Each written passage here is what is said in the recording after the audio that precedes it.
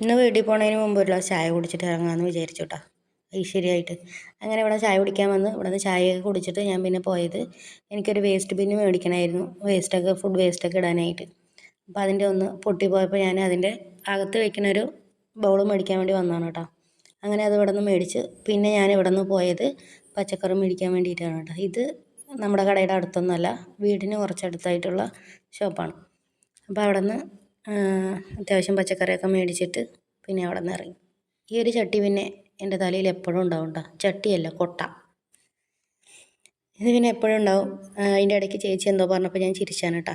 പിന്നെ എന്നത്തെയും പോലെ തന്നെ വരുന്ന വഴിക്ക് ഒരു ചായയും കൂടെ കുടിച്ചിട്ട് പോകാമെന്ന് വിചാരിച്ച് ഇവിടെ സൈഡാക്കി ചായ കുടിച്ച് പിന്നെ പിള്ളേർക്ക് കോളിഫ്ലവർ ബജ്ജിയാണ് കേട്ടോ ഇന്ന് മേടിച്ചുകൊണ്ട് പോയത്.